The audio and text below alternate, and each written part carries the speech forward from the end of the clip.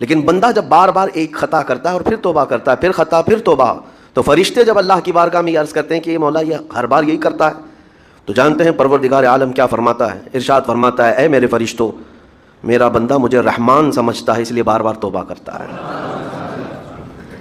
مجھے وہ ارحم الراحمین سمجھتا ہے، ورنہ کون بار بار اللہ تبارک و تعالیٰ کی بارگاہ میں دروازہ کھٹکھٹاتا؟ تو رب تبارک و تعالیٰ ارحم الراحمین ہے، یہ تصور ہر مسلمان کے ذہن میں ہے، اس کی وجہ سے وہ کبھی مایوس نہیں ہوتا۔ اور شیطان کا سب سے بڑا حربہ کیا ہے جانتے ہیں آپ؟ سب سے بڑا بہکانے کا اور گمراہ کرنے کا اور ہمیشہ گناہوں میں ملوث رکھنے کا سب سے بڑا آلہ، کہ بندے کو سب سے پہلے نا امید کرتا ہے، اب تیرا کیا ہوگا، تو بہت برباد ہو چکا ہے۔ یہ جو خیال شیطان ڈالتا ہے دل میں، اس کے بعد پھر وہ بندہ جری ہو جاتا ہے، اب میرے توبہ سے بھی کچھ ہونے والا نہیں ہے، جو جس طرح زندگی چل رہی چلنے دو، ارے 50 سال ہو گئے اب تک میں یہی کرتا رہا، اب کیا سدھروں۔ یہ جو خیالات ہے یہ شیطان ڈالتا ہے تاکہ اس کی کفر پر موت ہو جائے، تاکہ وہ ہمیشہ گناہوں کی موت مرے۔ نا امیدی جو ڈالتا ہے شیطان، اب میرے ساتھ کچھ ہونا نہیں ہے۔ نہیں میرے عزیزو، رحمت عالم صلی اللہ تعالیٰ علیہ وسلم کی بارگاہ میں کیسے کیسے لوگ آئے اور ارحم الراحمین نے ان کی توبہ قبول کی۔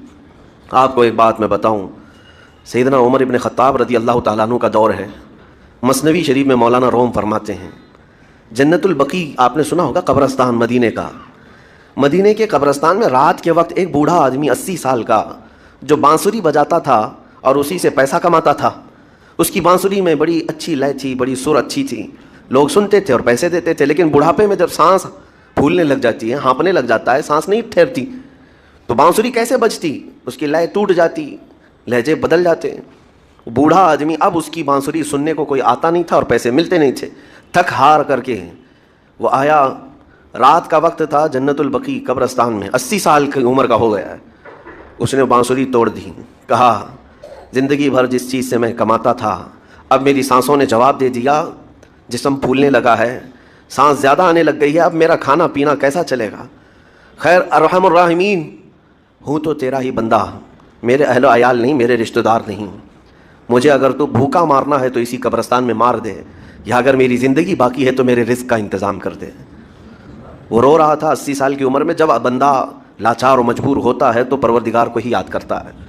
جانتے ہیں عمر ابن خطاب رضی اللہ تعالیٰ عنہ امیر المومنین مسجد نبوی میں تھے اور ان کی آنکھ لگی تھی، خواب میں رسول پاک صلی اللہ تعالیٰ علیہ وسلم تشریف لائے، کہا عمر اللہ کا حکم ہے جنت البقیع میں جاؤ، ایک بھوکا آدمی کھڑا ہے، اپنے گھر سے کھانا لے جاؤ اور اس کی ضرورت کا انتظام کرو۔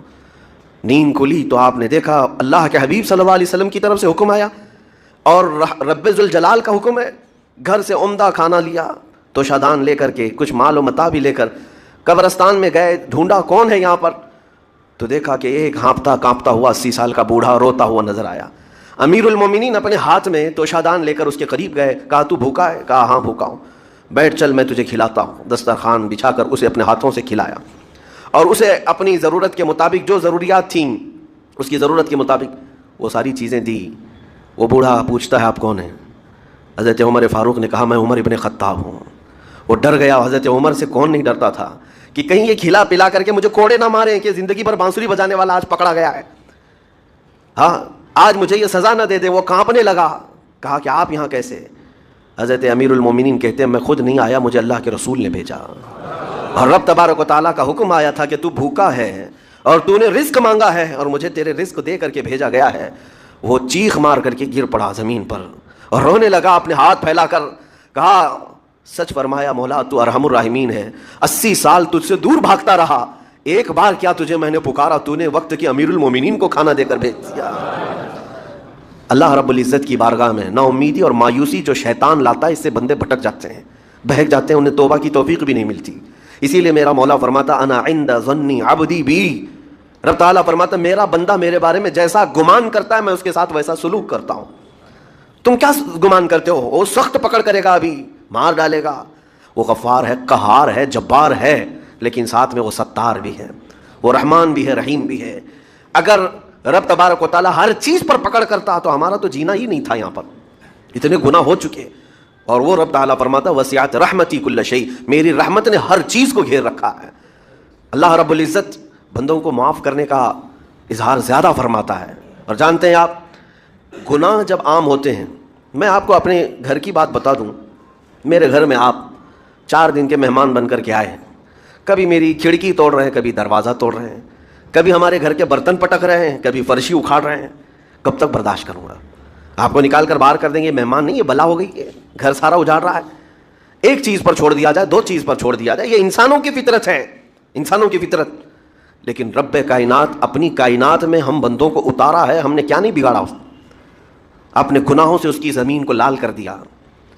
ہاں, اس کی نافرمانی سے ہم نے اس کائنات کے رنگ کو بدل دیا. کھلے عام گناہ, ننگا پن, بے حیائی, عیاشی, سب کچھ ہوتا رہا. اس کی کائنات ہے, اس کی زمین ہے, اس کی سلطنت ہے.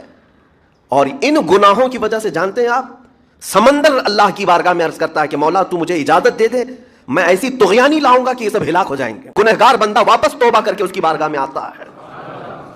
رب تعالیٰ کی بارگاہ میں جب بندہ پلٹ کر کے آتا ہے, رب تعالیٰ فرشتوں پر اس بندے کو دکھا کر رشک کرتا ہے. ارشاد فرماتا ہے میرا بندہ میرے پاس آ گیا, میرا بندہ میرے پاس آ گیا ہے. میں نے قرآن پاک کی وہی آیت تلاوت کی ہے جس میں اللہ تعالیٰ فرماتا ہے والذین اذا فعلوا فاحشۃ او ظلموا انفسهم ذکروا اللہ فاستغفروا لذنوبہم. یہ 4 پارے کی آیت ہے. اللہ تعالیٰ فرماتا ہے وہ لوگ جنہوں نے برائی کر لی یا اپنی جان پر ظلم کیا, یعنی گناہ کیا, پھر اللہ کو یاد کر لیا اور توبہ کر لیا. اللہ فرماتا ہے وَمَن يَغْفِرُ الذُّنُوبَ إِلَّا اللَّهُ. تو بتاؤ لوگوں اللہ کے علاوہ کون ہے بخشنے والا؟ لیکن شرط رب تعالیٰ یہ فرماتا ہے وَلَمْ يُصِرُّوا عَلَى مَا فَعَلُوا وَهُمْ يَعْلَمُونَ. لیکن ایک بات ہے کہ وہ جس چیز سے توبہ کر کے آ رہے ہیں اس پر پھر مزید اصرار کر کے جمے نہ رہیں, چھوڑ دیں ایک بار, جان بوجھ کر کے پھر اس چیز پر نہ لگے رہیں. یہ آیت کب نازل ہوئی تھی میں آپ کو بتاؤں. 2 صحابہ تھے, دونوں گہرے دوست تھے, بہت ہی گہرے دوست, مدینے کے رہنے والے. اس میں سے ایک صحابی تجارت کے لیے جا رہے تھے اور ان کے گھر بار میں ان کی بیوی تھی بس, اور کچھ نہیں.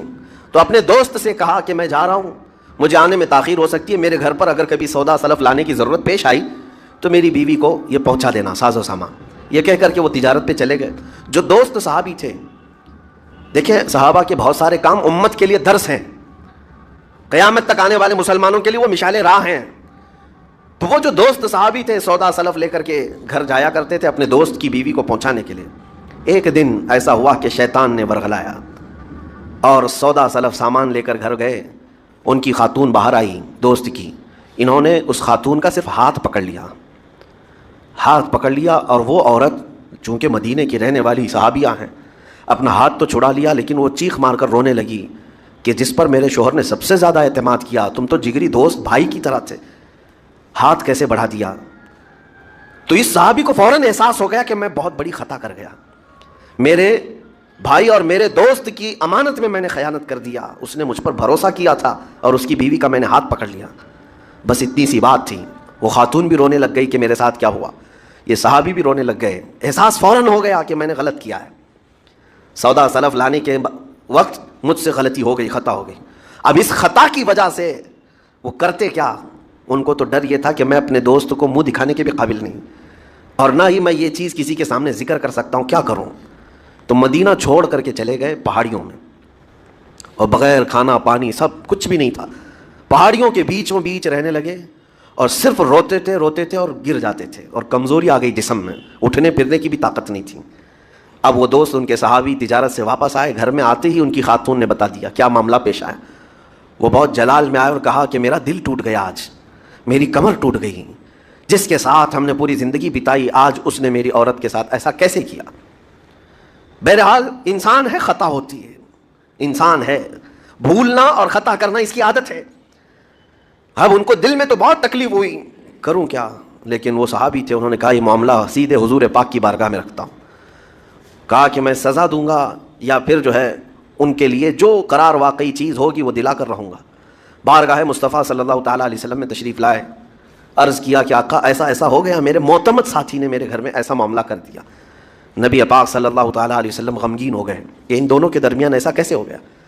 پھر تھوڑی دیر کے بعد رحمت عالم صلی اللہ علیہ وسلم جو غیب داں نبی ہیں, ہر چیز کو جانتے بلکہ اپنے امتیوں کے احوال سے باخبر رسول ہیں, نبی پاک صلی اللہ تعالیٰ علیہ وسلم اپنے اس غریب صحابی کے حالات معلوم کیے. پتہ چلا کہ وہ تو گھر بھی چھوڑ دیا, مدینے بھی چھوڑ دیا, پہاڑیوں میں جا کر کے پناہ لے کر کے اکیلا تنہا رہ رہا ہے. اللہ کے نبی صلی اللہ تعالیٰ علیہ وسلم اپنے اس غریب امتی صحابی کے حالات معلوم کرنے کے بعد اللہ کریم کی بارگاہ میں عرض کرتے ہیں کہ مولا تو فیصلہ سنا دے. اللہ تعالیٰ نے آیت نازل فرمائی, جو آیت میں نے آج آپ کے سامنے تلاوت کیا. اللہ تعالیٰ فرماتا ہے والذین اذا فعلوا فاحشۃ او ظلموا انفسهم، جن لوگوں نے گناہ کر لیا یا اپنی جان پر ظلم کیا ہے، پھر ذکروا اللہ فاستغفروا لذنوبہم، اللہ کو پھر جلدی یاد کر لیا اور توبہ کر لیا، رب تعالیٰ فرماتا ہے ومن یغفر الذنوب الا اللہ، محبوب بتاؤ اللہ کے سوا کون ہے گناہوں کی بخشش کرنے والا؟ اللہ تعالیٰ ان کے گناہوں کو معاف کر دیتا ہے جو فوراً اپنے گناہ کے بعد یاد کر لیتے ہیں کہ مجھ سے خطا ہوئی ہے۔ رسول کریم صلی اللہ تعالیٰ علیہ وسلم نے اس صحابی کو بتایا تیرے بھائی سے بھول ہوئی، خطا ہوئی، لیکن رحمان نے اس کی بخشش کا مژدہ قرآن میں سنا دیا کہ وہ باز آ گیا اور توبہ کر رہا ہے، لہٰذا تیرے لیے بھی یہ زیب نہیں دیتا کہ تو اب کوئی انتقام لے، تو اپنے دل سے معاف کر۔ یہ صحابی تھے، اللہ کے نبی صلی اللہ علیہ وسلم کے پروردہ تھے، نفسانیت اور خواہشات کے نہیں۔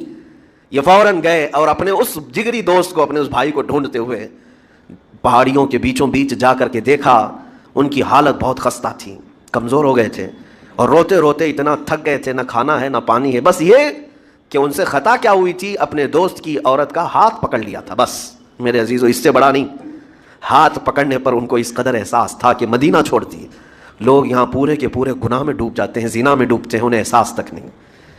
یہ صحابی گئے اور جیسے ہی یہ گئے تو وہ ہوش میں آئے اور رونے لگے کہ میرا بھائی آ گیا اور اب شاید یہ انتقام لے گا، بدلہ لے گا، مجھے مار ڈالے گا، کیونکہ میں نے اس کا اعتماد توڑا، اس کا بھروسہ ختم کیا۔ لیکن یہ صحابی گئے اور ان کا ہاتھ پکڑا اور اپنے سینے سے لگایا، کہا کہ تو بھی ابن آدم ہے، میں بھی ابن آدم ہوں، انسان ہے، خطا ہو گئی، لیکن بشارت ہے تجھے کہ اللہ نے قرآن میں محبوب کی بارگاہ میں آیت اتاری، تیری بخشش کا پروانہ اتارا۔